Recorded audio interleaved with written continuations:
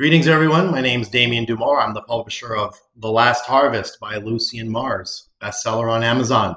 Check it out now. The book covers the plan of the global elite to eliminate 90% of the world population under the influence of the Nebu Gray extraterrestrials and to enslave the rest with this plan commencing in 2025. I'm very excited. I do this podcast every week. This is episode number 4, and I'm excited because on Friday, Joe Rogan did a show with Katt Williams. Katt Williams got an enormous amount of traction when he appeared on Club Shay Shay, and he talked about such topics as the Illuminati. Well, here on the Joe Rogan Experience, number 2111, he talks for 3 hours with Joe about a lot of topics that are in The Last Harvest by Lucien Mars. Some things he gets right, a lot of things him and Joe get wrong. So I'm here to comment on these topics so that people understand what's really going on, the history of humanity on this planet, who created it, the various extraterrestrial groups that were at war and still are at war. And for those of you who want more information but maybe aren't comfortable yet with purchasing the book or the audiobook, you can check the link below and you will see a lecture I gave at the Luxor to UFO abductees in Vegas a month or two ago, where I explain a lot of the galactic history of this planet, how humans were created, who created them, why, all the questions that you ever wanted answered, I answer. And this information that's in The Last Harvest is information that is not available anywhere else. You will not find this information anywhere else. I will answer such things in this video that were brought up by Katt, for example, who authored the Emerald Tablets? Katt doesn't know. I will tell you who authored them. And we will go into a lot of topics here. Yes, I'm one of the survivors of the fall of Atlantis. Someone would say, how's that possible? How old are you? Well, stay tuned. I will explain all. This is an episode you don't want to miss. And if Joe or Katt hear this, you want to break the internet for real, you can book me on your show. You'll see the internet break. So with that being said, let's begin. I will go point by point. Steve, it's like it gets to the essence of a being. And I think it's a thing that won't exist 100 years from now. I think automated driving will be mandatory. I really do. I think we're about 100 years away. 100. Well, Joe, I hate to break it to you, but in 100 years from now, actually by 2050, there will be no humans left on this planet. They'll all be wiped out. But I do agree that in the future going forward, it is very possible that eventually automated driving would be the norm, and driving cars that are gas powered or even electric by yourself under your own control would not be allowed. I believe Rush has a song about that, Red Barchetta. So you're really, you're not far off the mark, but the good news is this will never come to pass because humanity will be gone. Let's take a look at the next clip. Control a vehicle remotely. I said, does your vehicle have a computer? If your vehicle has a computer, they can control it. Period. There's a way. And they know that. And they've been doing that for, this is 2010. 2010. So this is 14 fucking years ago. Easy peasy. If they could do that then, what can they do now? They just shut your fucking car right off. This article came out. I'm sorry. So I think the accident was 2013. Oh, there you go. Well, how's the article in 2010 if the accident's in 2013? Well, the article came out first and exposed McChrystal. The Rolling Stone article. Yeah. I thought you meant the article on the accident. If you actually do reading about Tesla, see, that's the... Okay, remote control of vehicles. This is one reason why I would never buy a Tesla. Because the Tesla is in control. You aren't. The moment you step into that car, you basically have no control over it. You may think you have control over it, but you don't. And this is by design. Now, the extension to this is that implants. Elon Musk develops implants to place in the human brain. And this topic is brought up several times here by Joe. And rightfully so. Joe's points are all correct. The moment that you put an implant into your head, they have remote control of you. And that's Satan's plan. There's a reason that Elon Musk walks around with a one of those LARPing outfits with satanic symbols on it. That's his master.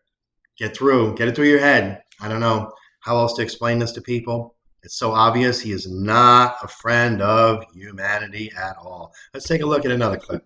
That's why I can speak with impunity about the Illuminati, because I know who you would have to be in order for what I'm saying to bother you, number one.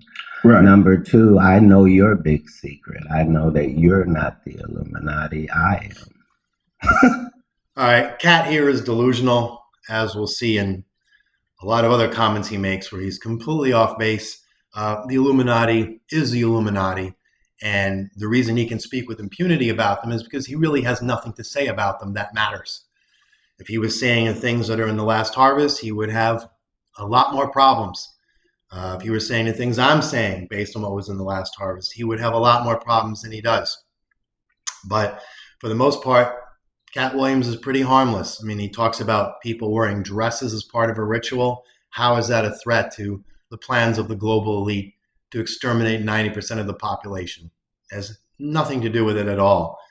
He wants to talk about rituals. He wants to talk about whatever he talks about. It's really of no importance whatsoever. It's ridiculous. It's like Andrew Tate thinking he's a threat to the Matrix. Absolutely preposterous. He isn't.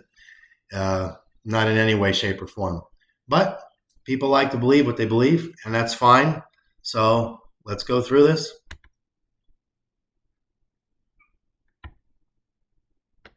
Bored. What's the ultimate game? The ultimate game is to run the whole world. Do you know what the ultimate game is, Katt?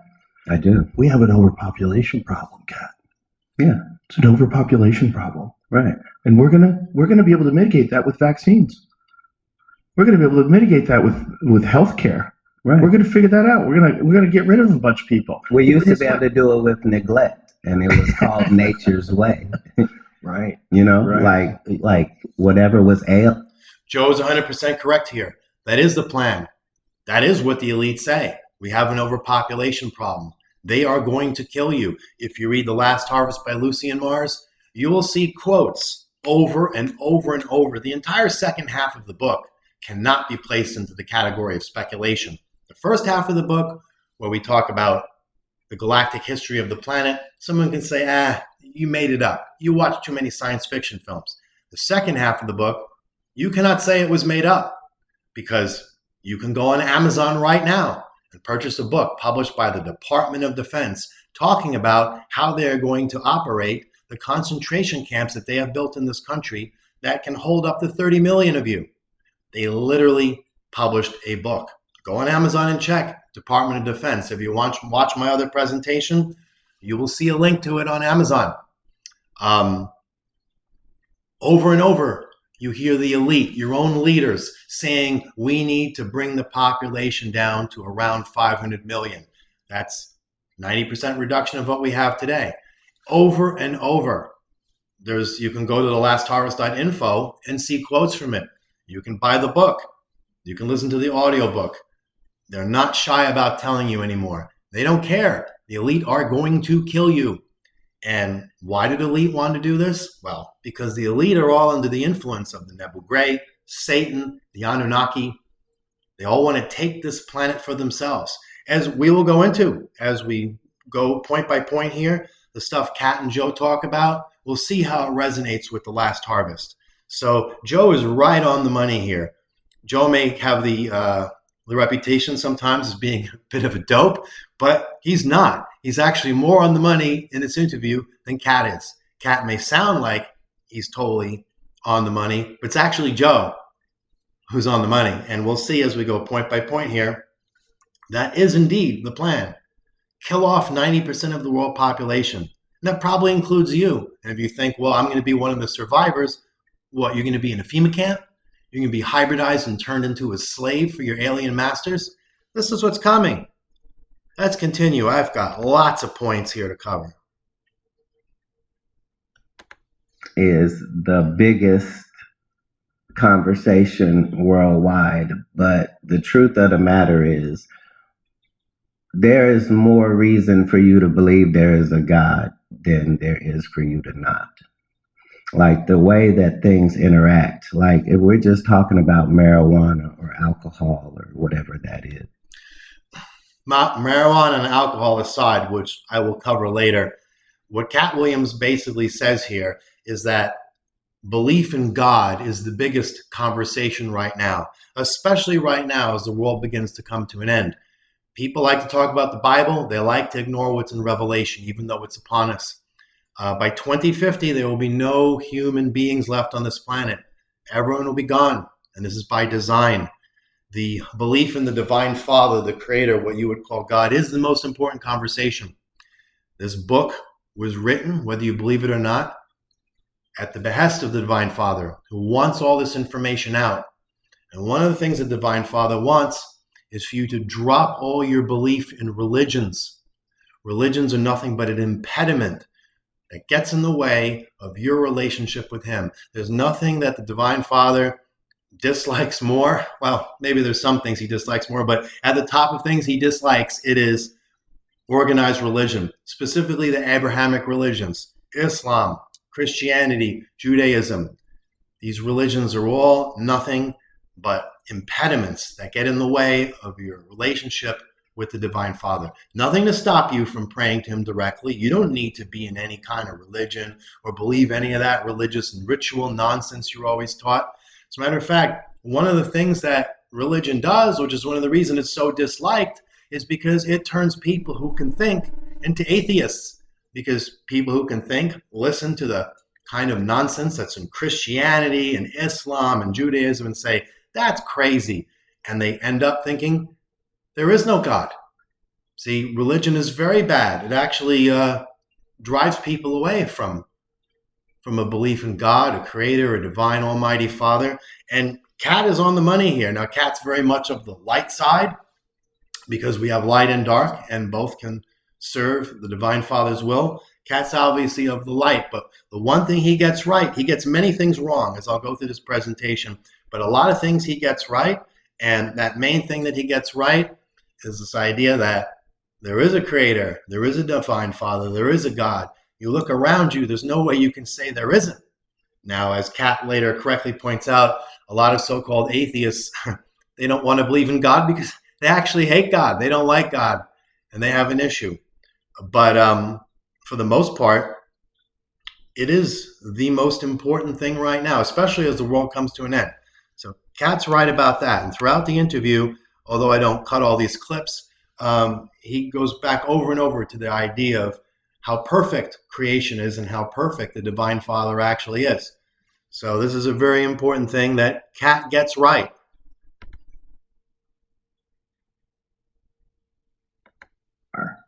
Right. Every time human beings do it. Predictably haywire. Haywire. Right. Haywire. Right. But that's part of the benefits of free will. Mm-hmm. Is you really can jump into a volcano, dude. Yeah. Haywire. You really can. I mean, think about what we've done to wildlife. The craziest thing in this country, especially right here, is pigs. Bro, wild pigs are every. The important thing here is, again, where Katt gets things right is he talks about free will and consequences. The reality is that human beings do have free will. Now, when you have free will, what do you have? Well, you have consequences. And part of the problem is people don't like the idea of consequences. They want to be able to run around and do whatever they want and be free from consequences. And somehow many people are of this deluded idea that free will means you're free from consequences. This is actually one of the big attractions to the Christian religion, which is this idea that you're somehow free from the consequences of your actions, that you could run around and murder and commit all sorts of sins. And as long as you get right with Jesus, that somehow you're not going to be forced to deal with the consequences of what you've done. And this is complete blasphemy. It's complete nonsense. It's insane. It insults the Father by making him look like he created some sort of unjust universe, which is not perfect. And who else would have come up with such an idea except Satan? If you think about it, almost every religious text out there was corrupted just enough to get you to damn yourself. There's no doubt about it. I mean, how can it be that all you have to do is get right with Jesus and somehow all of your sins are forgiven? Meaning you're free from the consequences. People are actually not interested in forgiveness. They're really interested in just being let off the hook for what they did. I don't want to be punished for what I did. But it doesn't work that way. And if you think it works that way, you're a fool. You're a fool who's fallen for Satan's con game. And you're going to see that there's no way out. If you're interested, you think this is just me saying this, go Google the videos of Howard Pittman. He's a Baptist minister who died and had a near-death experience. So you can't say he died. He had a near-death experience. And this is a guy who was what you call an exemplary Christian. He adopted something like 30 plus kids, let them live in his house, became a sheriff. And when he was standing before the Father in judgment, he realized the truth, which is that 95% or 97% of Christians end up in hell. No one wants to hear this, but this isn't me saying this. This is Howard Pittman. He's a Baptist minister. He is one of the most exemplary of what you'd call Christians. And he's telling this to you. So if you think I'm making this up, go look him up. Howard Pittman, Pittmann, I think it is. Baptist minister. There's lots of videos about this. Let's go on to the next. Well, there's a lot of people that if the government can make life easier, a lot of people have it hard, right? So the government comes in and says, I'm going to make it easier for you, but I'm going to need certain requirements of you. I'm going to need you to have a digital ID. That digital ID will be attached to a social credit score.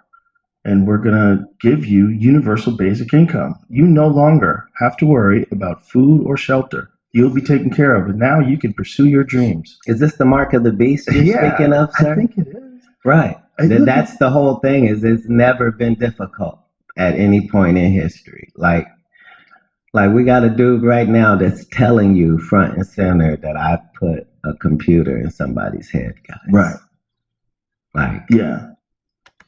There you have it. Joe Rogan, Katt Williams on the money. If you read the King James Version of the Bible, which gets it correct, the mark of the beast is not on the hand or on the head. It is in the hand and in the head. How much more clear does it have to be? A chip implanted inside your head. It's exactly what it is. That's what Elon Musk is presenting to you. The mark of the beast. He runs around wearing a Satan costume. It was on his Twitter for a while.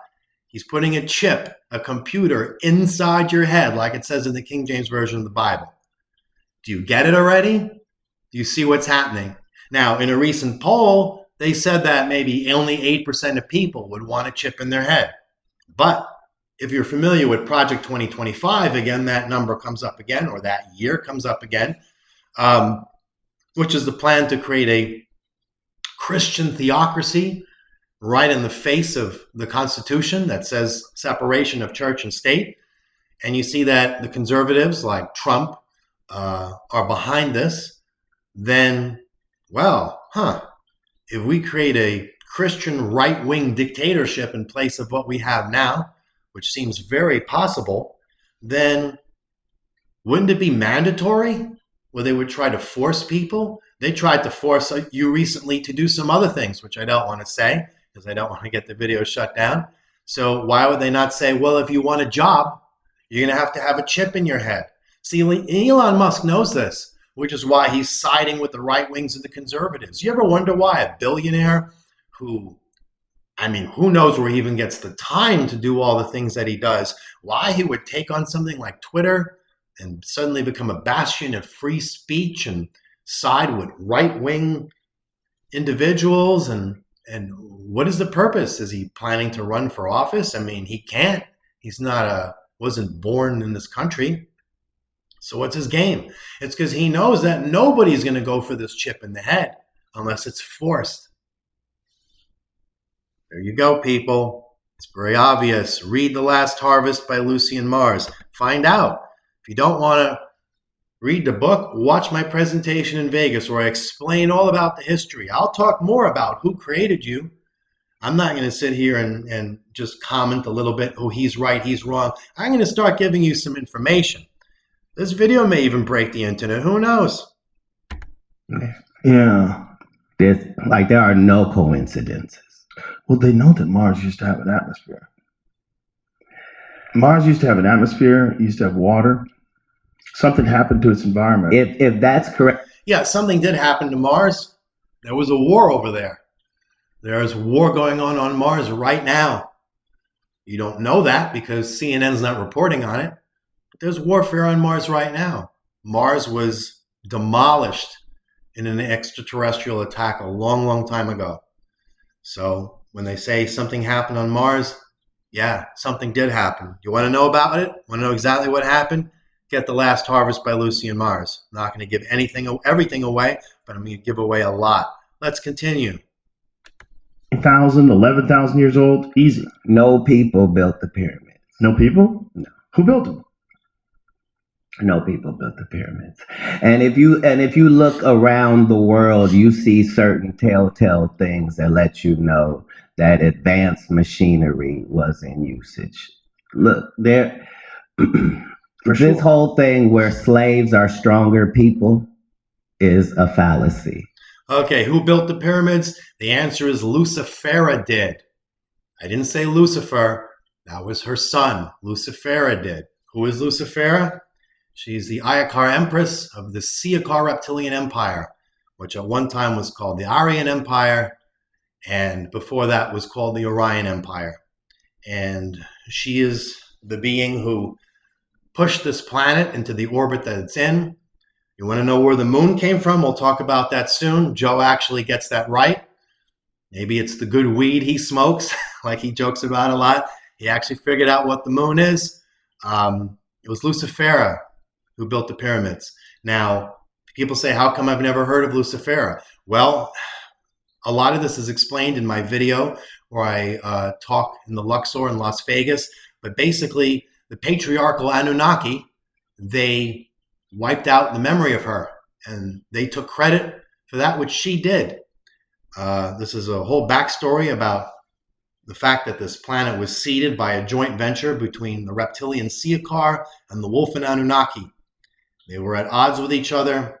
Eventually, they rebelled and took this planet for themselves. There were certain traitors, rebellious reptilian queens in the Siakar Empire who betrayed Lucifer. And so then the patriarchal powers that took over, they didn't like the fact that the reptilian Siakar Empire's matriarchy and that the females were biologically superior to the males. So they simply took credit for it. They said, we built this, when in fact Lucifer did. So let's take a look further. And they dive into this subject a little deeper, and they get it wrong, and I'm going to correct it for you. Even Tesla says that this is where he came to get the information. But if you follow that information pathway, it leads you to this character called Thoth, right? And the emerald tablets of Thoth are literally mind-changing and mind-blowing, just because you understand when this was written and the terminology. Joe goes through a whole internet search about the emerald tablets, and he says, oh my gosh, this is legit.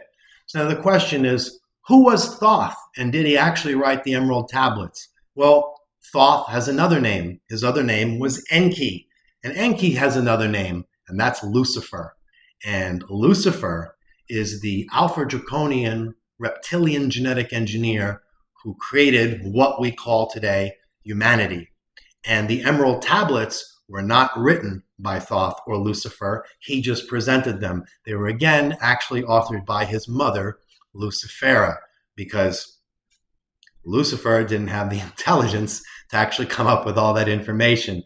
He basically took the easy way out and simply presented this information as if it was his. But that's not the case. Now, some people say, well, what were the pyramids for? Katt and Joe talk about this for a while. They're not sure.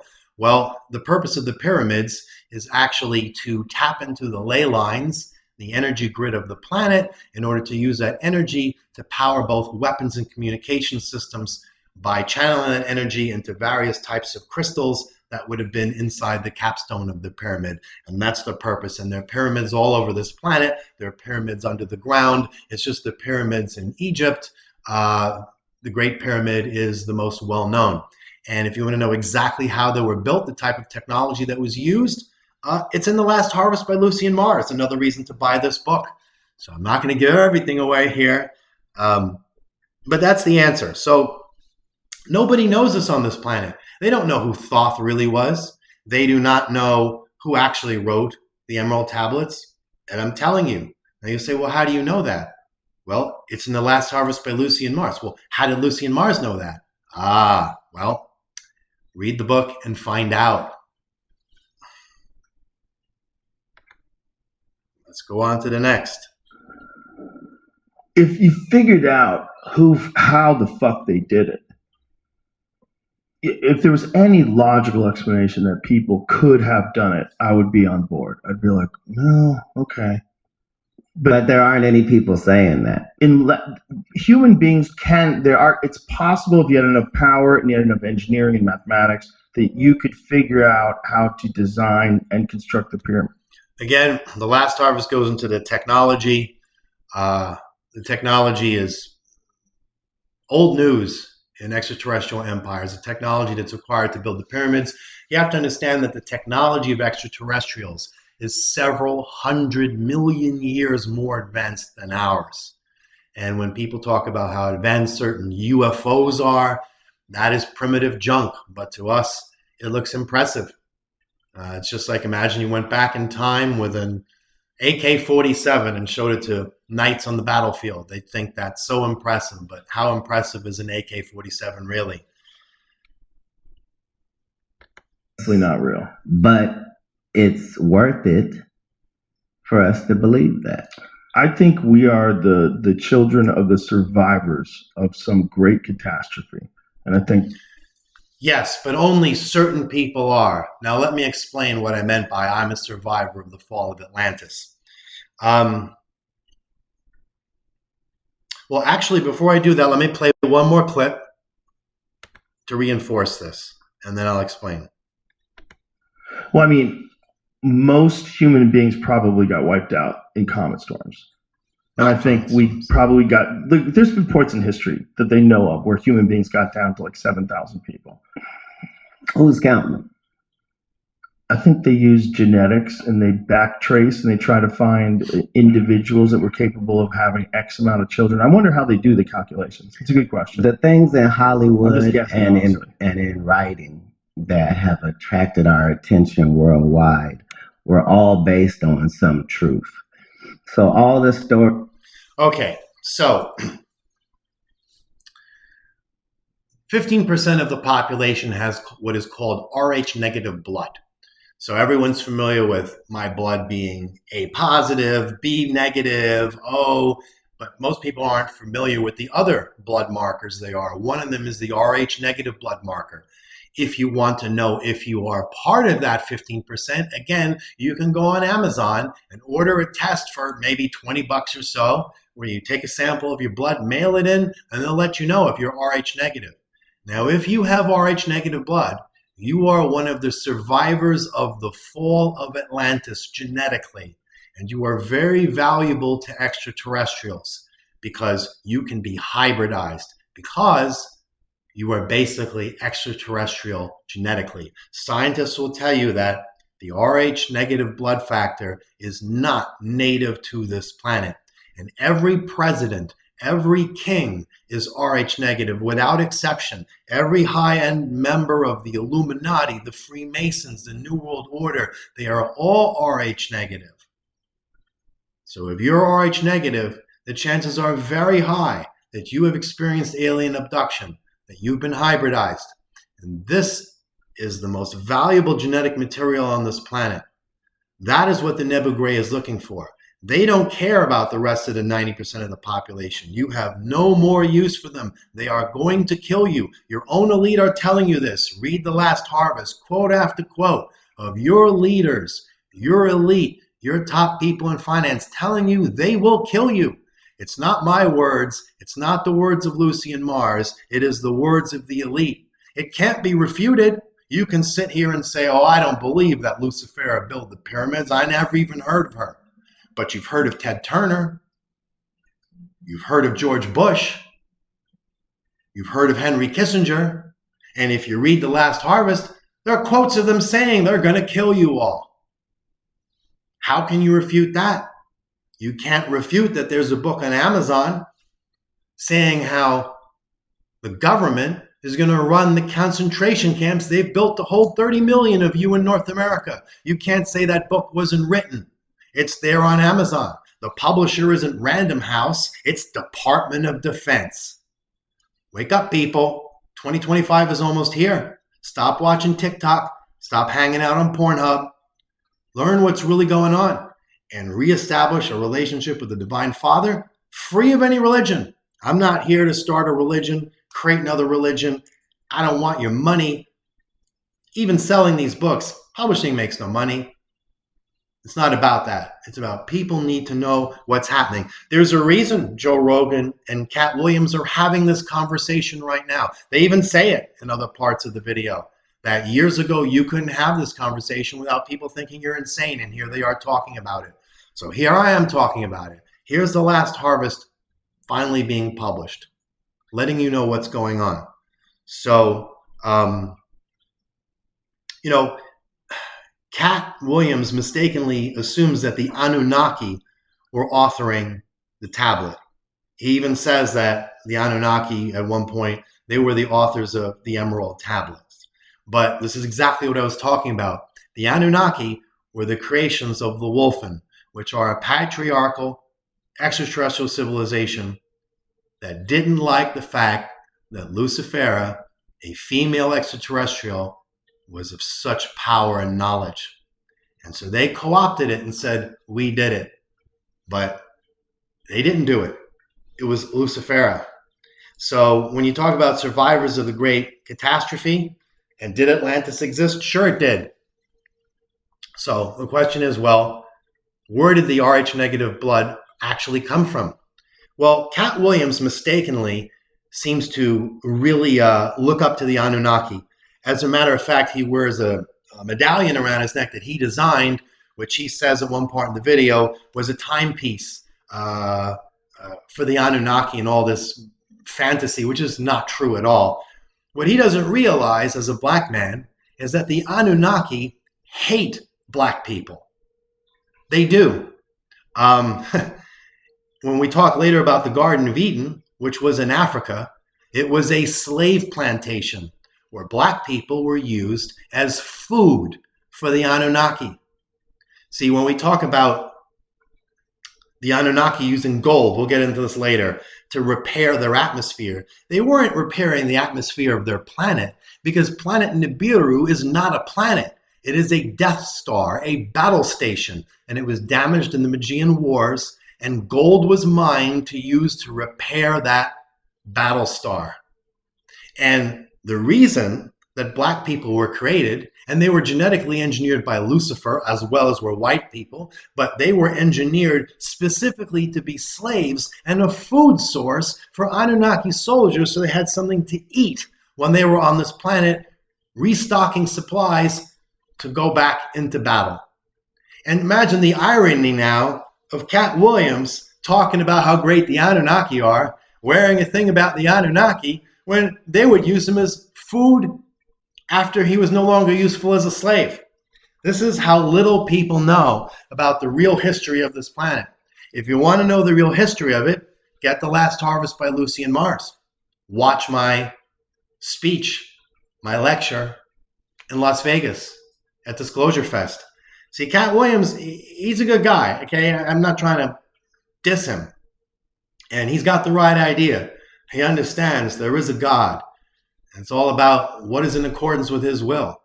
But Katt, as much as he's read, he doesn't have this knowledge because this knowledge was never published until The Last Harvest was published. The Anunnaki are not these great beings. They the reason black people are so persecuted in the world today is because the Anunnaki are still here along with the Greys, and they hate them. You can choose to believe it. You cannot believe it. You can say I'm crazy, but this is a fact. And Katt Williams needs to know these things. Stop looking up to the Anunnaki. They will put you on a spit and roast you and eat you, because he doesn't look like he's in good condition to do physical labor. He doesn't look physically fit, so they need him as a snack. And this is the reality about it. Again, the Anunnaki did not author the Emerald Tablets. That was Lucifera. Thoth was Lucifer, Lucifera's son. He was a genetic engineer who created humanity. And when he created black people, it was because the Anunnaki said, we need a source of labor, we need a source of food, so he created them. What are you going to do about it? These are the facts. You like it, you don't like it, they're the facts. You need to know this because the world's coming to an end. Just because of how it was spoken of offhandedly. Mm-hmm. Just that it was known in early writings. Yeah. Well, not just mentioned, but mentioned offhandedly, like you would a place that's just a landmark. Right. We landed in New York before we went to Montreal. Yeah. We were in Austin. Yeah. By Dallas. Right. Exactly. Yeah. Yeah. Have you ever seen the guy that thinks that they found the spot in Africa? We're talking about Atlantis here. Yeah, of course Atlantis existed, but it's long under the ocean. Why did it go into the ocean? Because all these extraterrestrial groups were at war on this planet, using weapons technology they shouldn't have been using. And they caused a lot of damage, including damaging their own cities. And that's pretty much the story there. You want to know great details about Atlantis? All the details about the war and how it happened? Read The Last Harvest by Lucien Mars. These are two of the great landmarks in human history. Where's the Garden of Eden? Well, when you read the stories, right, the thing that strikes you is that it's so specific. Like, it says things in talking about the Garden of Eden that, wait a minute, if I can't find what you're talking about, this isn't even real. You see what I'm saying? Right. Like Garden of Eden's in Africa. Where else would it be? Think about it, what I told you earlier. The Garden of Eden was a slave plantation. That's what it was. It was a prison colony. Used for food, for labor, to supply the Anunnaki soldiers. They were mining gold, using it to repair their battle star. That's what it's about. A long ass time. The Adam and Eve story is the story of the place where they created us. I'm sure we're the only people in the universe that think like that. You think so? Why do you think that? No portion of humankind's story differs from that. It's all creation story. Like, if you go, that's why NASA and Space Force are not more forthcoming, because the further you get in space, the more obvious shit is. Like, once you're up there and you're looking down, this shit doesn't look like there is no God. It looks like you're in the middle of somebody's workshop and they just... Very interesting comment from Katt there. Again, Donald Trump, while he was president, created Space Force, another branch of the military. What do you think that's for? You think they don't know? They don't know what's out there? They have some idea what's out there. Now, it's all for nothing, because any extraterrestrial group could take this planet in a few hours. The only reason they haven't done that yet is, well, this planet has been protected by the Divine Father for a long, long time. And there's so many extraterrestrials groups right now around this planet. They all want this planet. We're just in the way. It's a very valuable planet. Katt Williams goes into this over and over. about how great this planet is. Even Joe says, yeah, every other planet around here kind of sucks, was his words. And that's correct. This planet is filled with natural resources, many of which humans aren't even aware of, and even if they were, don't have the technology to extract. And all these extraterrestrial groups, like I said, they want this planet. You're just in the way. Things are going to get very interesting going forward. 2025 is right around the corner. Part of, at some point, it says You were contacted. that there was a fight in heaven, and this happened and that happened. Yep, every single one of them. Everyone, without nobody's telling a different story. Everybody's telling the same. This is correct. Every religion talks about a fight in heaven, but what does that mean? It means out there in space. There is galactic warfare going on all the time. Even now, most of the universe is engaged in some sort of warfare. People think out there is all this peace and only on this planet humans are killing each other. No. Out there, we have a situation where there's an ever-growing population of extraterrestrials and a limited supply of resources. On this planet, overpopulation is not actually a problem. It's an illusion. But they tell you this because they want to kill you all. But in reality, this planet could easily hold a much larger population than it has now, several times more. Things could be managed in such a way where everyone would have abundance. But those who are in charge don't want it that way because they don't even want you around here.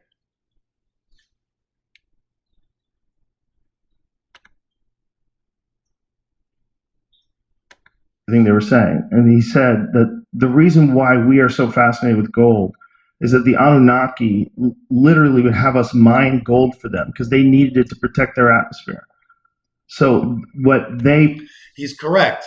Zecharia Sitchin was right about this. There are many things Zecharia Sitchin was wrong about, but he was right about this. But again, it says protect their atmosphere. Atmosphere of what? See, Zecharia Sitchin, what he got wrong is that planet X, or planet Nibiru, again, is it any shock that Elon Musk calls Twitter X? That he's always using that X and names and things like this. Planet X, planet Nibiru, is not a planet.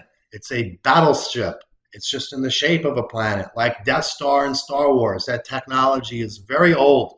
Back in the days when the Seokar Reptilian Empire was still the Orion Empire, they used these Death Stars. That's actually what the symbol on the back of the dollar bill, the eye in the sky, it's actually a twisted tribute to that. The idea of an eye in the sky looking down on you. So again, this is people have little things right here, but unless they read The Last Harvest, they don't have the full story. Let's look, we're maybe halfway through these clips. Let's keep going. Or is he one of them? Ooh. He's one of them. Like, if you're the richest dude in the world and you're also a super genius, how the fuck do you stop yourself from thinking you're a superhero? That's the big question. No, it's not like that. No? No, it doesn't have superhero side effects to it. Yeah, this idea that Elon Musk is some kind of a superhero, or maybe the world's first autistic superhero. He's no superhero. He's smarter than human beings. But here's most human beings, right? I mean, when we look at him, we go, oh, that guy's pretty smart. But how smart is he really? You have to forget that the majority of human beings are stupid. Like if you look at IQ statistics throughout the planet, pretty much all human beings everywhere are kind of dumb. Like what's the average IQ in most countries? It's like 90? I mean, that's like borderline idiotic. I mean, there's nothing special about it. So a genius has an IQ of maybe 130 to 160. So maybe Elon Musk has an IQ closer to 200. But compared to an extraterrestrial, he's a moron. See, we all look at things from this relative point of view. We don't have a frame of reference to really understand. Just like we can't imagine what technology that is several hundred million years more advanced than us is like. We have no frame of reference. The human mind is not capable of processing the information that quantum physicists are always reaching for. this idea of reality having so many multiple dimensions, how these dimensions intersect with each other, how space and time operate. The human mind is engineered on purpose not to be able to comprehend those sorts of things, which is why one of the reasons we're always so limited.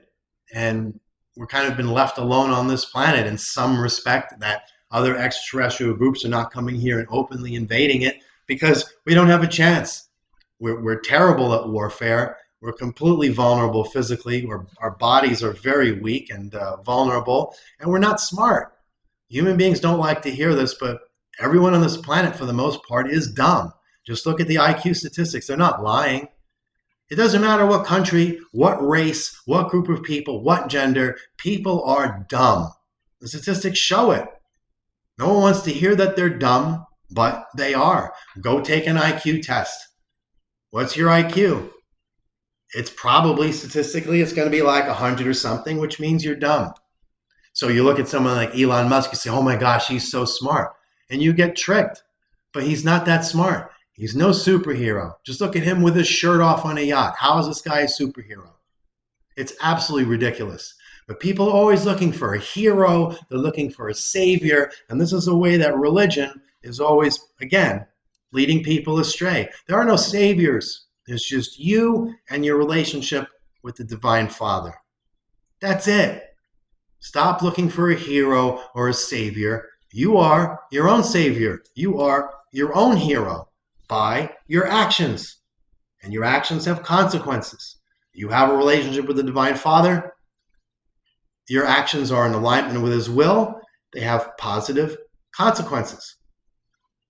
Who else is responsible for you but you? That's what free will is.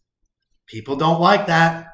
When I talk in my lecture about how humans' free will was compromised to a certain degree by the genetic engineering of Lucifer in order to keep people under control, then people start arguing in the comment section about how, it's if my free will is just a little compromised, then it's like I have no free will and I'm not responsible. Again, always looking for a way out. How do I avoid responsibility and consequences in my life? That's all people are interested in. And that's why Christianity is so popular as religion, because it frees you from the consequences of your actions. And once you're a Christian, if you go and commit sin, you just ask for forgiveness, you repent, it's okay, you'll still get into heaven. Really? We'll see about that.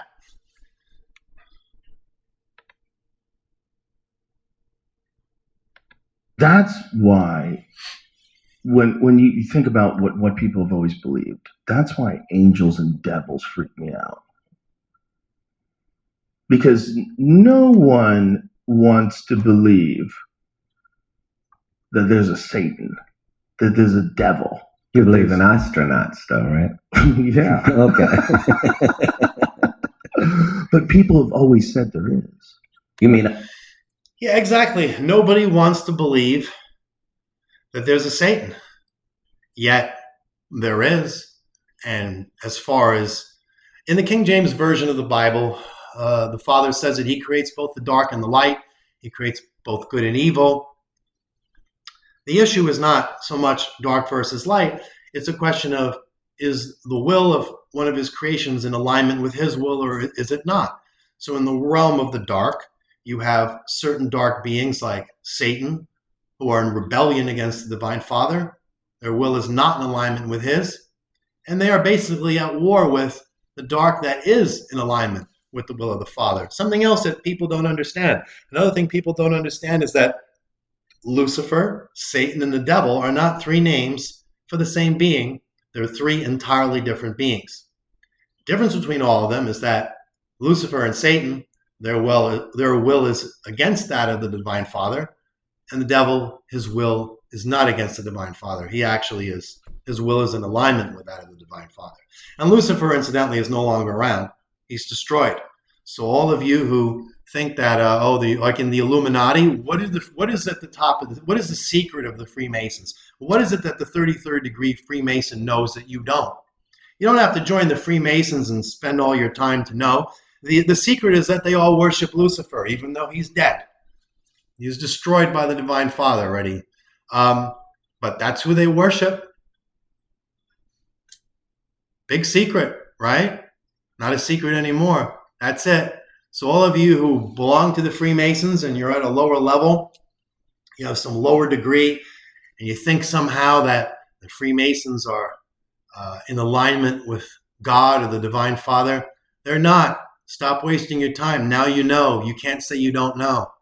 So if you're a Freemason, everyone's picking sides now. It's coming to an end. What side are you going to be on? You can't say you didn't know. I'm telling you. If you don't believe me and you're a Freemason, go find a 33-degree Freemason at your lodge. Ask him. See what he says. Read The Last Harvest by Lucien Mars. You'll know all the secrets that the Freemasons have that are worth knowing. The rest aren't worth nothing anyway. But you'll know all the ones that are worth knowing in the sense that they'll save you from damnation because you'll know exactly what it's about. So again, another reason to read The Last Harvest. No need to join any more secret societies. You don't have to be joining the Illuminati, the Freemasons. You just read The Last Harvest, you know. You'll know what's up. And then pray to the Father directly. Forget about religion. Renounce all that junk. It's just in your way. It's just going to get you damned. You think that the Divine Father who said, "Thou shalt not kill," looks kindly upon religions that murder and kill in his name? They go to war in his name? You're out of your mind if you believe that sort of thing. Come on, get over it. Bad place ever. No. That's when you understand that there's a grid. Yeah. Because nobody's holy people pick bad spots. No. Everybody understood certain things about the area, and long before they had x-ray machines. And Yeah. if you just went by that in the whole world, you would start to understand like the true power of the Vatican and the fact that certain things are based on real shit, like the Ark of the Covenant ain't some spooky little story. It's What do you think like, it is? Think it's like a nuclear generator or something like that? What do you think it is? All right, what is the Ark of the Covenant? Everyone's seen Indiana Jones, the original Raiders of the Lost Ark. What was in that box? Everyone wants to know. I'll tell you what was in the box.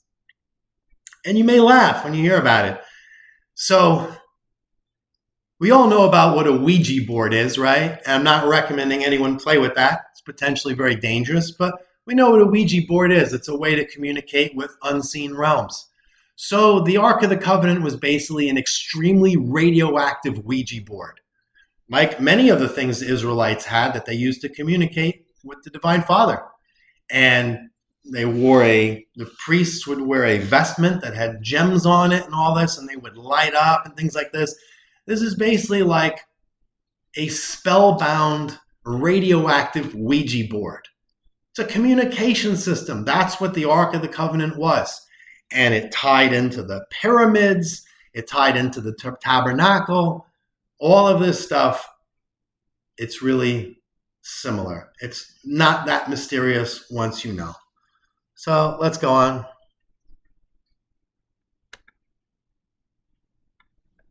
whatever they say that hell or Hades is in any of these religions worldwide, it is the perfect description for what a black hole is in real life.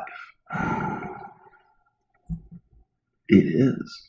You fall through. Katt's very smart there, actually. Partially correct. Black holes are kind of like garbage disposals. If you want to get rid of something and make sure it never comes back, throw it into a black hole. Yeah. Another comment I wanted to make here, made a note of, is that in the same clip where Joe Rogan talks about that nobody wants to believe that Satan exists, Katt Williams talks about this idea of fused DNA and DNA being modified. And we have to understand that human beings were genetically engineered by Lucifer, who, again, it was an alpha draconian reptilian genetic engineer. And he made a lot of modifications to the human being to make sure that they would never amount to anything. And one of those important things was that he truncated the human lifespan. At other points in this interview, Katt Williams talks about humans living much longer. And the reality is that if a human being lives only 100 years, what can it actually accomplish? It can never really attain any sort of wisdom or knowledge because it dies as soon as it gets anywhere. With that in mind, we have to understand the lifespan of extraterrestrials. For example, a gray alien. Everyone's familiar with the grays. They're the ones who want to kill you and enslave the remainder who have Rh negative blood. Their lifespan is around 20,000 years. And when the lifespan comes to an end, they can just, with technology, transfer their consciousness into a new vehicle. So what you see in Netflix series Altered Carbon, that's actually real. It's been around for a long time. We just don't have this technology. Some of the elite do. I won't go into any more detail. Some people on this planet are, perhaps a little bit, they've been here a little bit longer than you think. But you wouldn't know because it goes into another body. Joe talks about cloning here at a certain point. Of course they can clone people. It's old technology. So if someone's coming to the end of their life and they're part of the elite, they can put their soul and consciousness into a new form. And no one would know the difference. You wouldn't know it's the same person. You think it's another person. How would you know? You couldn't know. So, yeah, I mean, when you think about it, a verdant lives for 60,000 years. Many extraterrestrials, they are technically immortal in one degree or another, whether it's by technological means, whether it's by divine creation, by the divine Father. There are various levels of immortality. But the reason I bring this up is because you have to understand, again, don't mean to be so insulting, but it's the truth. Most human beings, they have an IQ of an idiot. This is a fact. And their lifespan is barely 100 years. And as I said in my Vegas speech, by the time you may be 70 years old, you're already 2 feet in the grave and too stupid to lie down. What are you going to accomplish? Facts. No one can argue this against me. You don't want to hear it, but it's truth.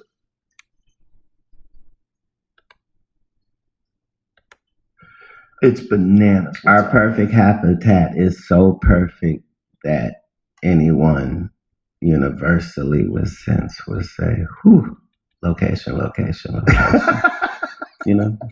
the greatest real estate agent ever. And it is. And if you want to thank someone for that, thank Lucifera, the Ayakar Empress of the reptilian Siakar Empire.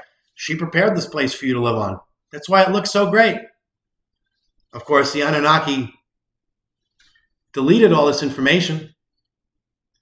If Katt Williams knew, he wouldn't be wearing that thing around his neck. I mean, you're basically wearing a slave chain around your neck, and you don't even know it. That's the irony around it. Look at his heavy chain around his neck. And he's all proud of it, not realizing that he's wearing a chain of his slave masters. See, this is what happens when you don't know. That's why you need to get the last harvest and learn. Otherwise, you find yourself with a chain of slavery around your neck. You find yourself working for the Freemasons and not knowing who you're working for. Katt Williams says over and over in the show that information is one of the most important things. So if you agree with Katt Williams, get off your butt and get the information, The Last Harvest. I'm sure Katt Williams will get the book. He wants a free copy, he can email me. I'll send him the audio book. I'll send him a physical copy. I'll send him the digital book. Katt Williams hears this. He hears me talking. He's going to want to know. This isn't a bunch of nonsense. He can watch my speech in Vegas. He can read these books. All he has to do is email me. I'll send it to him. Not a problem. Let's go on. For hours and hours and hours. Imagine if that's a feature for a stable planet that they put there. Well, that's how Xbox works. Really? Or PlayStation. I'm an Xbox guy, but I'm saying, you have your gaming system, and it just requires that and your Wi-Fi nearby. Joe nailed it perfectly. That's the purpose of the moon. It is to stabilize the planet. That's all there is to it. It's not a naturally occurring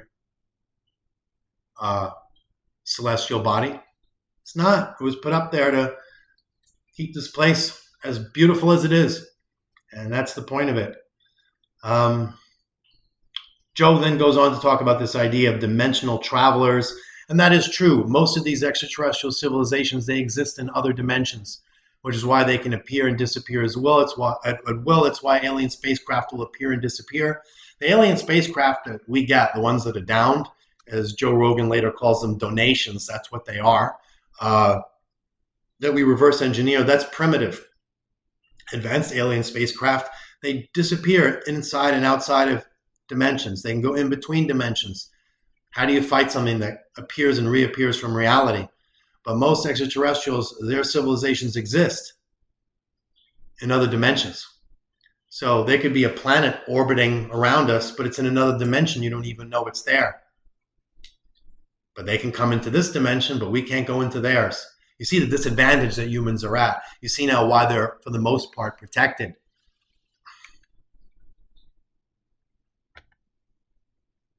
They're too primitive. That goes 0 to 60 in 3 seconds, and it looks like it's from the future. It looks like if you're It's going the to watch hottest a thing movie, on Mars. it's crazy.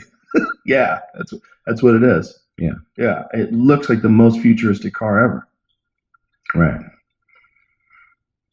Yeah, but As kids, that's what we drew. I don't know when we're going to Mars, and I don't know who the fuck's going to do that. We're never going to Mars. It's just a ridiculous, I wouldn't say dream of Elon Musk's. I'm sure he knows. He knows that we'd never be allowed there. He certainly wouldn't be allowed there. They'd shoot him down immediately and capture him. It's absolutely ridiculous. Human beings will never be allowed off this planet. It's just the way it is.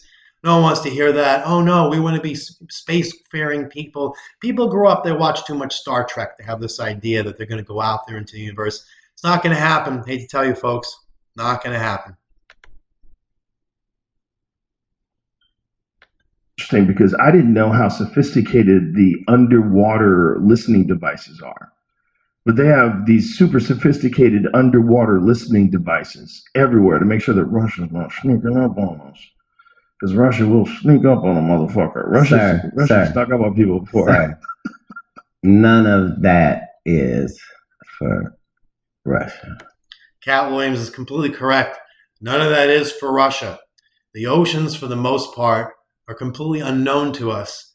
And a lot of extraterrestrials, their craft actually emerges from under the oceans, from beneath the ocean floor. So a lot of this material, these microphones, these sensors, are being used to try to track what is going on inside the planet. And for those of you who don't know it, the Earth is not flat. Flat Earth theory is a joke. The planet is hollow on the inside. When you hear about Admiral Byrd finding his way inside the North Pole, that's correct. The planet is open at the poles. You can go inside the Earth. There's a whole world inside there. This is why the Antarctic Treaty was signed and people aren't allowed to go down there. Because those who live inside the planet don't want you there. And they can keep you out, believe me. Nothing you can do. Can't force your way in there. It tells you a story, and then you have independent people who also used to work for the government now becoming whistleblowers and saying there's a crashed retrieval program. Crashed UFO retrieval program. It goes back to what I'm saying, Joe. This is how you say this without getting canceled. Look, you do think they're doing something, don't you? Doing something. They wouldn't tell us because everything they're doing. we want to believe Yeah. nobody's doing nothing. No, we're doing stuff. They're doing something. They're just not telling us. That's part of it, though, right? You know what the people involved in the retrieval call the vehicles? They call them donations. It's exactly what they are. People don't realize this, but the reason human beings get abducted, the reason so many millions of humans have gone missing and no one knows where they go, is because Eisenhower signed a treaty with the gray aliens to allow them to abduct human beings in exchange for reverse engineered junk technology. Junk because it's not the technology that's being used right now by these civilizations. No, they give us the complete garbage, but to us it looks impressive. And it wasn't just Eisenhower who signed these treaties. Russia signed treaties with the Greys as well, because we don't have a one world government on this planet. It's one of the few planets that doesn't have a one world government. So the aliens go to the heads of all the various countries that have the most power and make deals with them. Oh, let us kidnap people, abduct them, do whatever we want to them. In exchange, we'll give you some technology here so you can dominate the next country. And they all fall for it. The Greys are not your friends. You go to a lot of these UFO exhibitions, they all talk about the Greys like the Greys are your friends. They're not your friends. They hate you. They're predators. They want to kill you, destroy you, enslave the remainder. They're the ones who are behind the elite, influencing them. The Greys, Satan, the Anunnaki, everyone who's stuck here on this planet.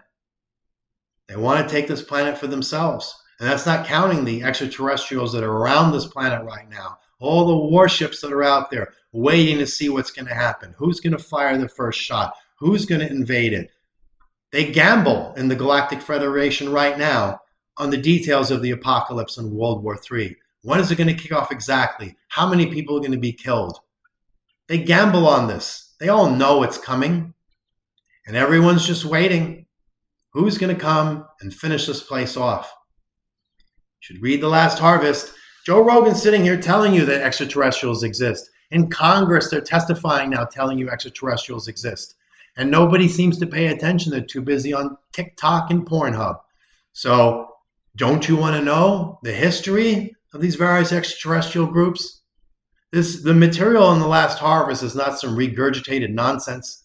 And it's not pulled from a bunch of science fiction films. There's no way you can read this book, assuming you can even make it through it. It's that overwhelming what you're going to read in here. There's no way you're going to make it through it and think that this stuff was made up. I challenge you, go buy a copy. You don't want to spend the money for the hard copy? Get the ebook. It's a fraction of the price. Get the audiobook if you're too lazy to read. You have no excuse.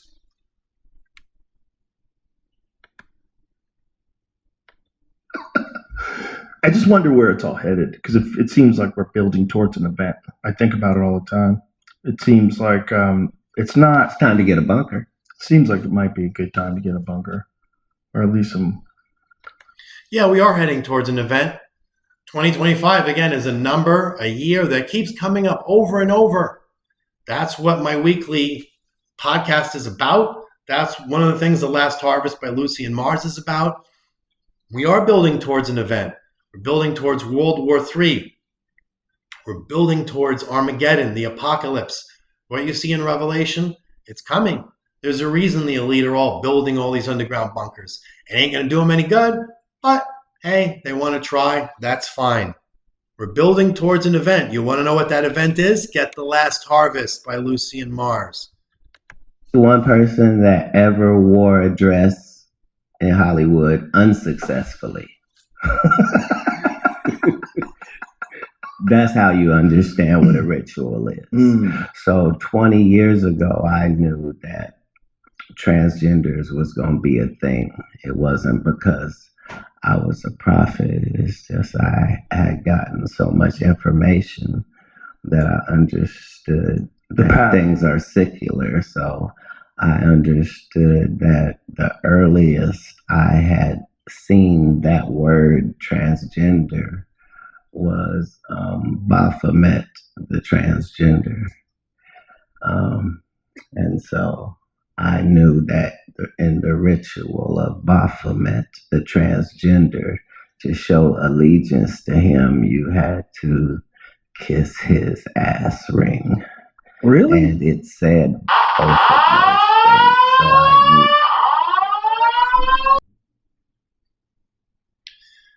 knew. Okay, everyone, as you can see, there was a little interruption there. The Greys are always messing around.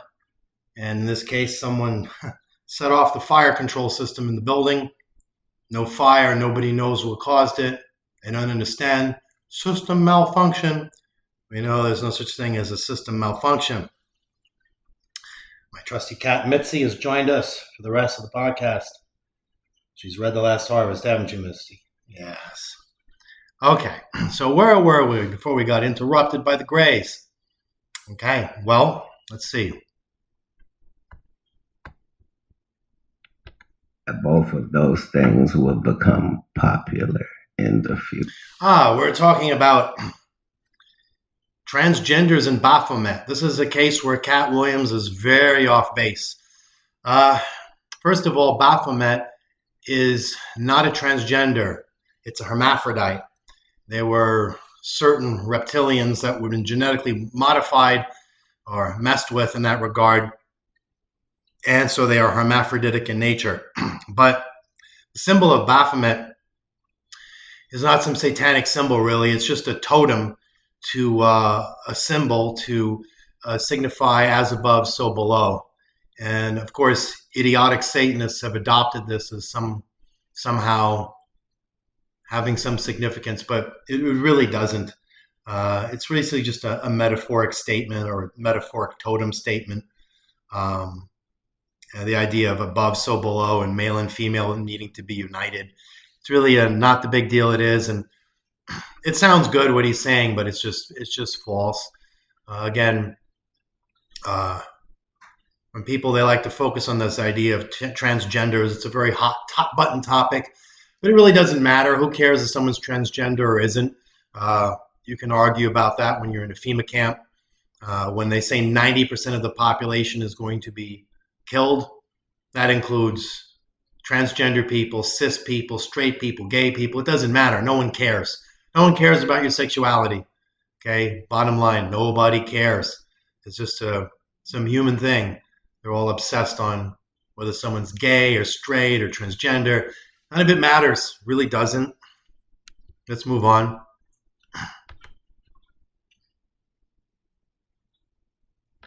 On that.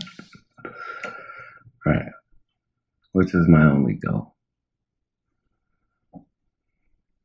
I always wonder whether or not all the stories in the Bible, it's just where we are experiencing it. Like the mark of the beast thing that we were talking about earlier. If that is not, I think if you had to tell a story for so many years, yeah, before anybody ever even figured out how to write it down, and you're telling a story about a civilization that allowed people to put brain implants in them, then all of a sudden the brain implants were hijacked by machines, and people became just meat zombies controlled by corporations. That would be the mark of the beast. That would be a demonic thing. If a demon tricked human beings into wearing a hat that turned you into a zombie, that demon would be like a famous character in books and folklore. But that demon exists, and it's just technology. It just shows itself through. No, the demon is not technology. The demon is Satan and the Greys. See, again, Joe said earlier, he has a lot of trouble believing or accepting this idea that Satan exists. And this is why people get tricked. They don't understand. They need to read The Last Harvest, find out who Satan is. You want to know all about him? It's in The Last Harvest, not junk that Satanists tell you. The real story about who he is, what he is, his history. Learn about it. Learn who your enemy is. Learn who the Greys are. Right? It's all there in The Last Harvest by Lucien Mars. So Joe Rogan, he correctly points out that what Elon Musk is doing with putting chips in the head, it is the mark of the beast. Literally in the King James Version of the Bible, it's inside the head, inside the hand, not on the outside. This is exactly, Joe Rogan's on the money, but then he says, oh, but the demon is technology. How is technology a demon? It makes no sense. It's illogical. No. Like he says, if there was a demon who could convince people to put something in their head and turn them into meat zombies, that's exactly what the plan is. But that demon is Satan. It's, again, Joe Rogan, he sees it, but he doesn't make the total connection. Does not realize who Elon Musk is, who he serves, what it's about. And the moment people put chips into their head, they're damned. It's over. You use your free will to what? Insult your creator and turn yourself into some kind of zombie to be controlled by the Greys? You almost got it, Joe. You almost got it. What? Jesus, right? It could be piping. You understand Right. what I'm? Oh yeah. What I'm saying is nobody's telling these outlandish. Right. But they're all kind of all saying the same thing. There's some higher power that comes and gives you structure, tells you what to do and how to live. And every society Information. Information. That's Yep, what they that's it. give you. Do they give you information? No, Katt is wrong here. They don't give you information. They give you a little bit of information. What they do is they tamper with your genetics. And this is a story that's told in The Last Harvest. I retell the story in a condensed form in Vegas at the Luxor. And I talk about, yes, there are alien groups that came down here and took the ape-like creatures that were here and hybridized them with various reptilian genetics and produced what we have today as modern human beings. If you want to know the full story in every detail, get The Last Harvest. And Katt Williams and Joe Rogan will say that, well, it's the same story told all over and over, but you've never heard this story that's in The Last Harvest. You hear the basic outline, but you've never heard what's in this book. You just haven't. Or you've never heard what I talk about at the Luxor in Vegas, which is, again, based on what's in this book. You really owe it to yourself to learn, because human beings were engineered by an extraterrestrial group. You want to know what groups they were, how they did it, why they do it, what groups were engineered in which way? All the details are being revealed now. Like I said earlier, believe it or not, this book was authored at the behest of the Divine Father, who wants everyone to know the truth. You don't have to believe me. It's fine. But the information is out here. If you want to know, just a few clicks away. Like when they Trigonometry is not by accident. Also, that they figured out, like there's some measurement. I don't want to bore anybody with the details because I'll butcher it too. But it's the measurements of the height and width and the mass of the pyramid in comparison to the circumference of Earth. It's like they knew so much about like where constellations would be at certain times of the year, like in the summer solstice. It's just wild shit, man. They did that all in stone. But not that wild though, because we know that if you were traveling, that buoys are out there and they're out there for certain reasons. And we understand satellite position. Exactly. As Katt Williams says at one point in this episode, he says that one of his big tricks is convincing people today that they're smarter than the people in the past, and that the people in the past were more primitive, when that's not the case. So, yeah, he's right about that.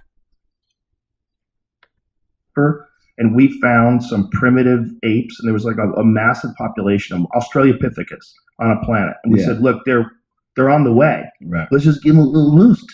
Just give them a little boost. Right. And that's what the but people not think. Too much. Not too much. And that's what you see with all of the UFO stories is they keep popping up in these times when we as a civilization are getting ready to F it up in real time. In real time.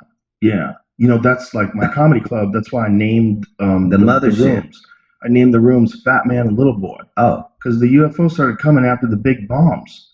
That's when they really started like ramping up their presence. Like if you look at all the reports, the flying saucer reports, they're all like 1947, 1950, 1952. If you cross-engineer our shit, it's going to show up on our radar at some point. Like this information is...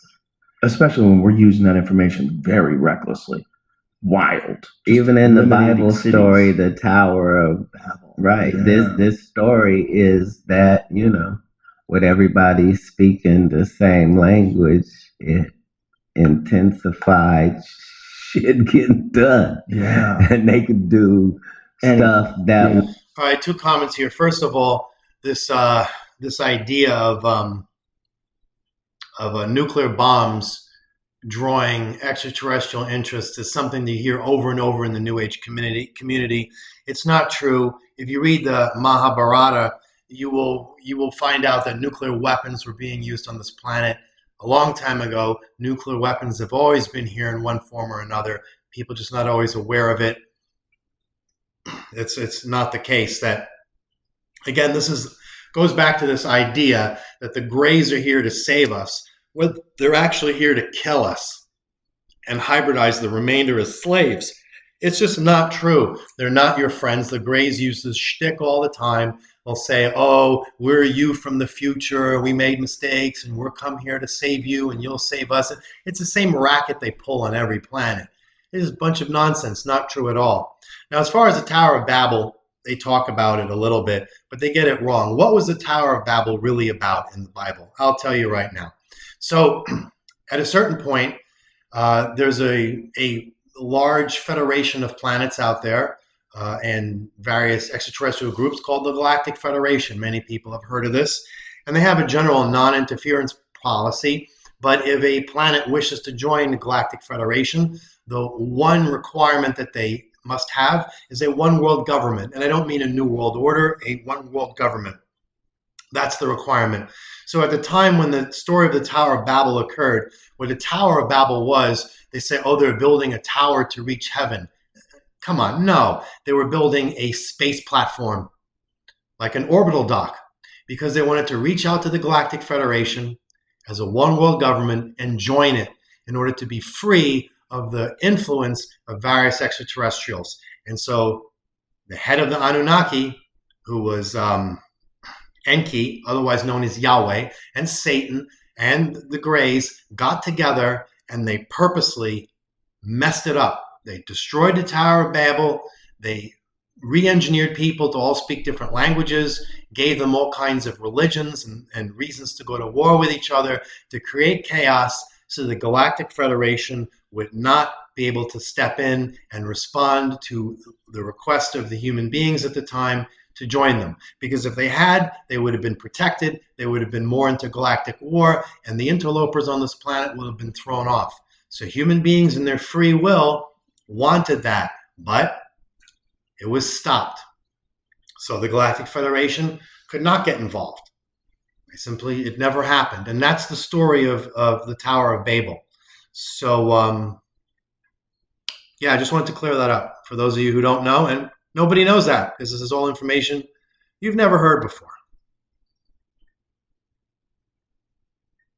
We worry about. Well, it's been proven that's real historically that yeah, it has. Cain and Abel is a real story. That what I mean? Like people are so violent these days, and that's true. But people have been violent. Yeah. Like there was this point where humankind learned that they could take a life, and it changed things. Well, especially take a life quickly with when they figured out swords and bows and arrows and shit. What do you think the story of Sodom and Gomorrah is? I want to point it out. That's correct. Joe is on the money there. Humans were taught weapons and how to weaponize themselves, how to go to war. Azazel was one of those who taught humans that, and for that was punished most severely along with the rest who taught humans that. Humans were never meant for warfare. They were not supposed to ever get involved in warfare. They're not built for it. They suck at it. Thou shalt not kill. That's one part of the Bible that Satan couldn't corrupt. You're not supposed to do that. And this is the issue. That's why if you go to war, you're damning yourself. Okay? That's the end of the story. I know it's going to piss off a lot of people. Oh, but I fight for my country. I fight against terrorists. It doesn't matter. It doesn't matter what you think. It says, thou shalt not kill. Humans are not built for killing. They're not meant for it. That's why people have a conscience. They go to war, they come back, they have trouble sleeping at night, they close their eyes, they see the people they killed. Why is that? Because you're not supposed to do it. So, again, don't go to war. It doesn't matter if there's a draft. You don't have to go.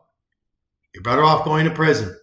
Or if you're in Russia and they want to shoot you if you don't go to the front line, you're better off getting shot than going to the front line. Because if you go to war and you start killing, you're going against the Divine Father's commandments, and there are consequences. Your free will says, I'm going to go and kill people. Okay, well, there are consequences for that. And nobody wants to hear this. Everyone wants to think that, oh, my killing was okay because it did it for my country. Or even worse, they think they're killing for God somehow. Oh, we're Christians killing those Muslims. Oh, we're Muslims killing those Christians. Muslims versus Jews, all killing for their so-called God. But the Divine Father says, thou shalt not kill. What part of this don't you understand? It's very simple. So don't do it. Now, We're about to talk about the story of Sodom and Gomorrah. Very interesting. About because I was just reading that last night. Cleanliness? Yeah. Yeah. That's what took them out? That like plague? Okay. Because this is 69 times I've gotten canceled in this one conversation. No, the stories of Sodom and Gomorrah, there's two speculations. Right. One of them was that God decided that they weren't hospitable enough. And the other one was God had decided that there was too much sin. Wait a minute, that's not speculation. That's in the book. Right. That first one. Right, but the respectability part, that they were not hospitable enough. Yeah, that was a part of it. That's part of it too. So God just decided this. I'm gonna fuck up this whole city. No. Right. What's the real story though? Okay, so turned it into pillars of salt. 2 cities, right? And he said, "Find me 50 good men, and I won't do this." And then I think he said, "Find me 10 good men." Okay, so this story is generally used to say that. Anyway, as Katt said, the story is generally used to speak ill of homosexuals. And again, the story of Sodom and Gomorrah has nothing to do with homosexuals. It's just unfortunate that the term sodomy comes from Sodom and Gomorrah. Nobody cares if you're gay or straight or about any of that stuff. It doesn't matter. It's not a sin if you're gay. It's preposterous. But what happened was the Divine Father did destroy Sodom and Gomorrah for what we could call unnamed violations against his will. So there was a lot of things being done there which human beings should not be doing. And everyone was involved in all this kind of wickedness, and they got wiped out. And just unfortunate this was then used to criticize people's lifestyle choices in terms of sex. Like, oh, well, see, God destroyed Sodom and Gomorrah because everyone was having gay sex. It's ridiculous. It's not what happened. So Katt correctly points that out, and it's important. The exact details about why it was wiped out, it's unknown, but it's basically people were doing very wicked things. Leave it to your imagination, especially when you realize back in those times, the kind of genetic engineering that was going on, the types of beings that were being created. Who knows what was being done? But whatever was being done there, it was a great offense to the Divine Father, just like the Divine Father brought the flood upon the planet to wipe out the Nephilim, because he took great offense to the fact that the Nephilim were cannibalizing and eating everything on the surface of the planet, including people. And this was just unacceptable, and it had to be taken care of. Everything that you could have too much of, we got too many grapes. You could get wine with that. That's why alcohol is called spirits, because it's literally a gift from God. Just something that's just for your milk. Once it's going bad, that's where cheese comes in. Like whatever it is you would be having as a commodity,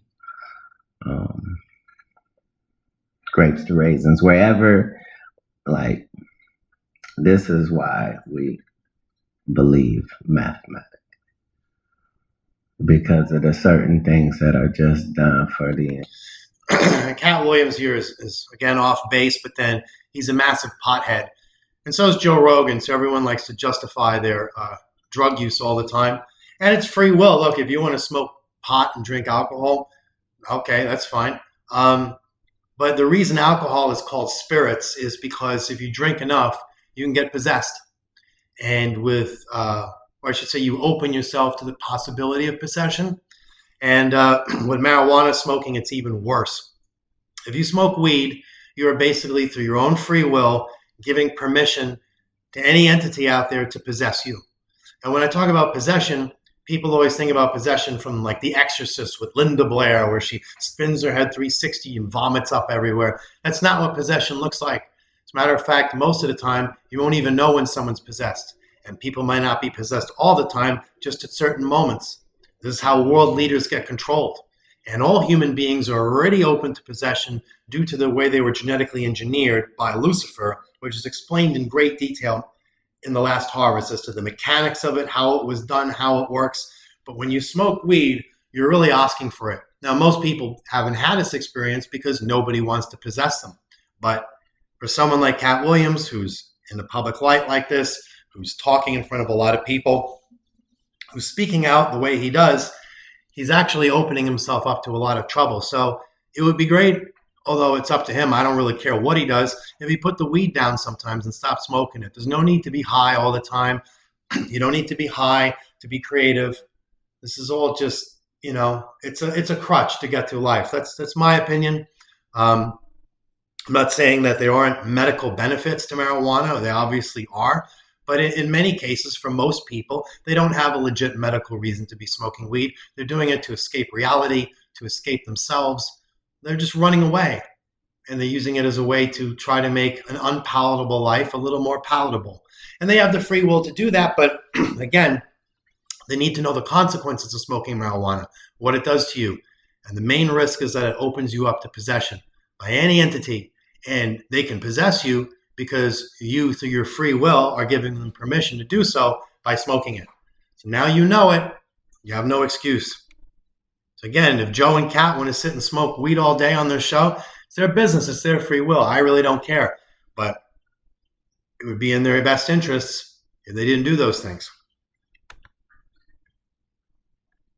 He created it. Like, that would be as weird as us being in this room going, nobody made those curtains, nobody made these cameras, Right. nobody made, like, what? We never have evidence of that. What do you think? Why do you think people have a reluctance to take in the idea of a creator?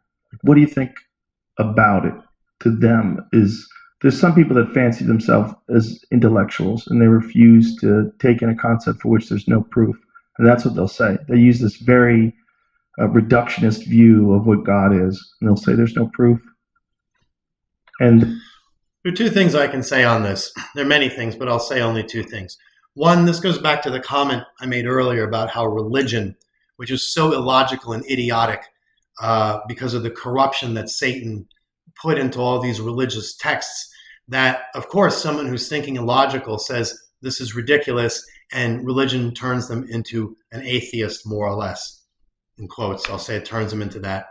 And this is one of the reasons that the Divine Father gets so angry at all these religions, because they actually create a separation between his creations and him. So this is one reason. And then another reason is that you also have to look at it from this point of view. Well, who was most active in engineering and influencing human beings? Well, Lucifer and Satan, and a lot of rebellious angelic entities who are reptilian in nature.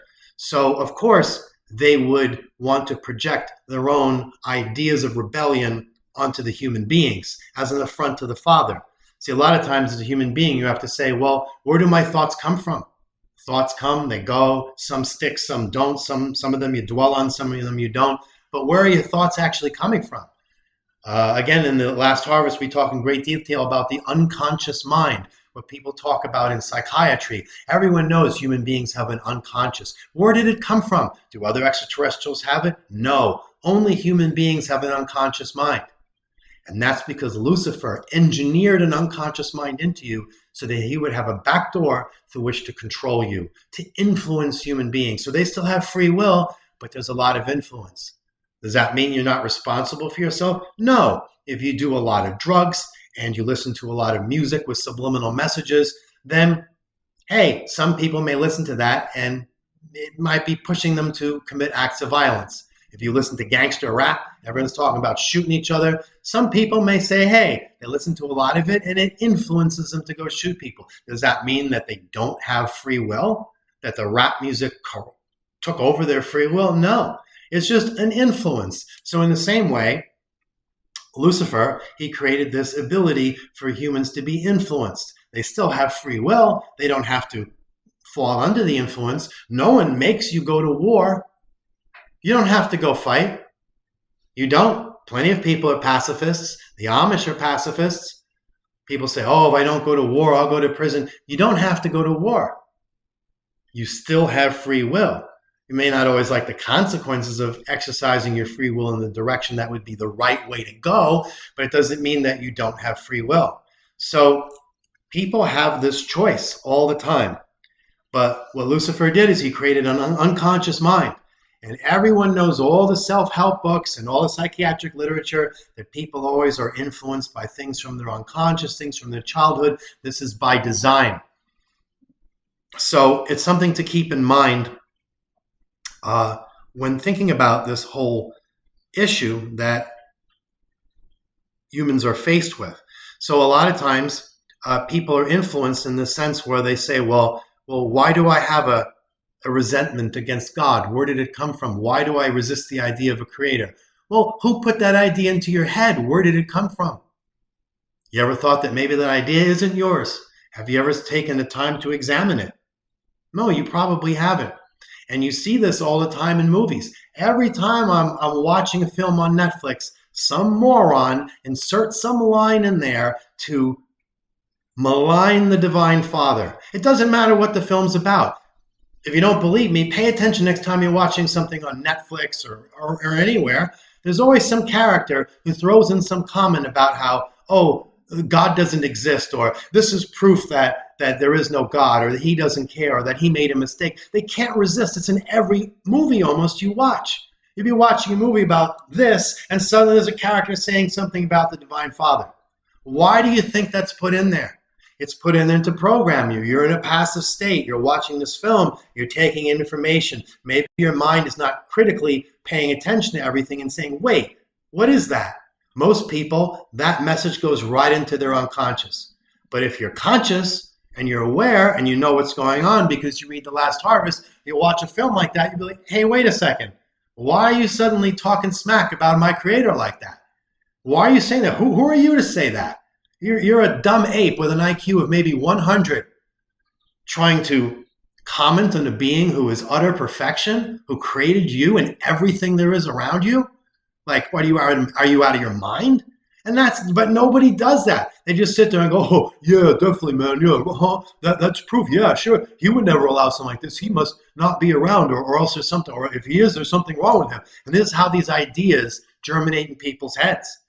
And that's why people, a lot of them, they have this issue with God, because they deep down want to be gods themselves. They'll think, oh, if I just do this ritual or follow this occult practice, I can become a living God. It's like, no, you can't. You're retarded. Stop that. Get some help. It's not going to happen. So this is just something that people need to be aware of. They're the atheists who are atheists because they look at religion and say, wow, all those people are crazy because I have an IQ higher than 100 and none of this makes any sense. And then you have the people who the idea is planted into their head to have an issue with their creator. Or they simply want to run around and be free from all kinds of responsibility. They want to be free from all the consequences of their actions.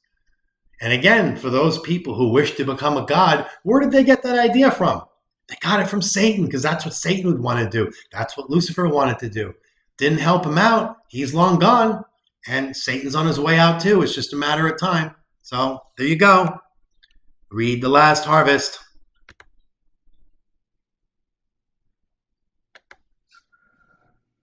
Follow global rabbit holes. You find out that most stuff that is labeled BS is not BS. BS is very hard to come by. Well, the Hitler thing is real weird because the Nazis are really into the occult.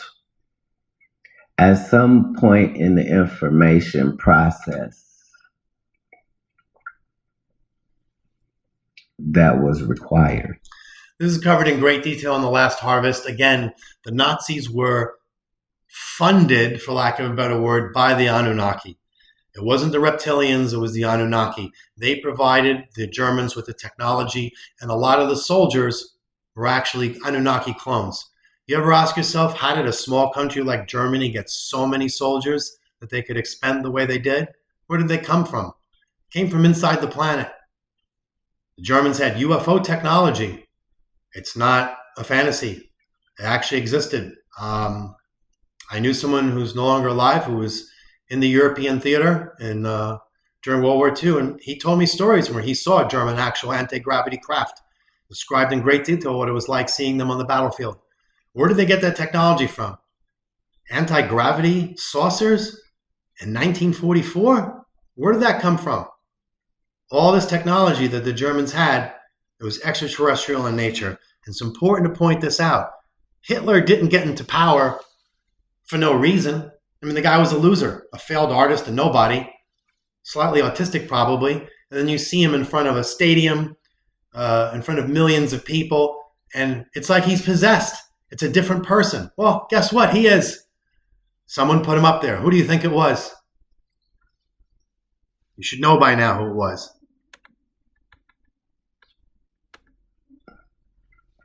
These are real things, and that requires creation as well. The whole consequence thing, and the fact that this animal is able to live with this thing that's going to be doing damage to you. So let me ask you this, because this is the end conclusion of that. If creation is real, and if God is real, if God created us. Wait a minute, hold on. Let's be specific. Creation of what? Yeah. I just told you about my ducks and her eggs. That creation is real for sure. For sure. Yeah. I'm not. And life is going to come from that. Right. What I mean is that God created everything, and that there really is a reason for all of it. What is the reason for us? Like, if God really did make all these things synchronized together and put us here. Right.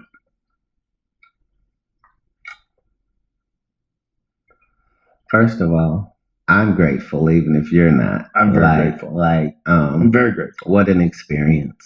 Amazing time. Right? And if you take time and space out of things, right? Like, the people that sold me Call of Duty, right, gave me a great experience that I've been enjoying. Well, there's a lot of weed smoking going on, so I'm not going to play any more of it. But what is the purpose of human beings? Well, it's to evolve spiritually with what you got. It's all about helping one another. The main reason why Jesus was on this planet was one of the main reasons was to point out how religions were keeping people away from a direct relationship with the Divine Father. And then a lot of things that Jesus said, they were twisted up by Satan. So, when, for example, and a lot of things also they're interpreted in a very distorted way over time. So when Jesus says, for example, you need to be born again, the actual Aramaic word he used really is like continuing on, as in being reborn, as in reincarnation.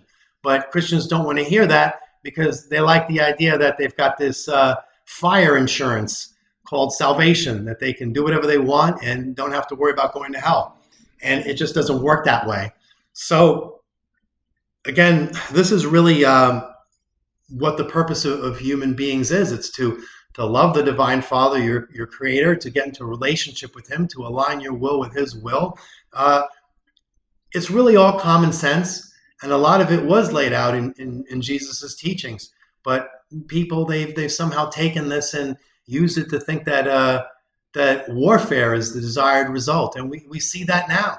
We see World War III beginning to kick off, and the Jews fighting with the Muslims, fighting with the Christians, and this is certainly not what was the message of Jesus. It just wasn't. So I think with human beings, they really need to just work on evolving spiritually with what they've got. Now, since the world is going to be coming to an end, and I know a lot of you will sit and laugh at this, but that's okay, because you will live long enough to see it, and you will remember at that moment this podcast, and you will say, oh my, Damien was correct. The last harvest was correct. He wasn't making it up. You will see this. That's why I don't worry about it at all. My role is just to get the message out.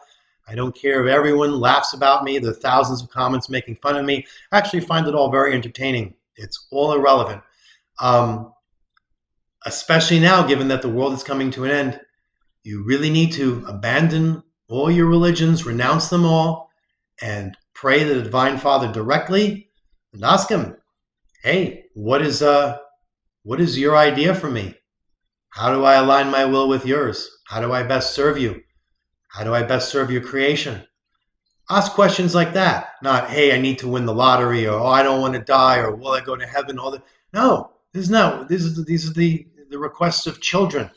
You need to, you're an adult. You have free will. Your free will has consequences. You have a creator. Katt Williams makes very good arguments, better in many ways than I could make right now, as to why there is obviously a God and a perfect creator, and that is what he is. He's perfect. So you can disagree with me. You can choose not to believe it. That's fine with me. That's your free will, but your free will always has consequences. So if you asked me for my advice, which you didn't, but my unsolicited advice is, given you've watched this, is that get The Last Harvest, find about the truth about your real history. Find out about the truth about what is going to happen to you now from 2025 onwards in the elite's own words. If you read this entire book, you might look at the first half and say, this is too much science fiction you watched. You're not going to say that when you read the second half. You'd be like, oh my God, we are all going to die. Because even if you don't believe in extraterrestrials, the elite all do and are doing their bidding. And what they wish is for you to be destroyed. So you need to learn this now. And in light of this, you have all the reason there should be to reach out to the Divine Father and get right with him. Forget about Jesus. He's not going to save you. There are no saviors. There's just you, your relationship with the Father, what you do with your free will, and the consequences of those choices. So with that being said, till next week, Damien Dumar signing off.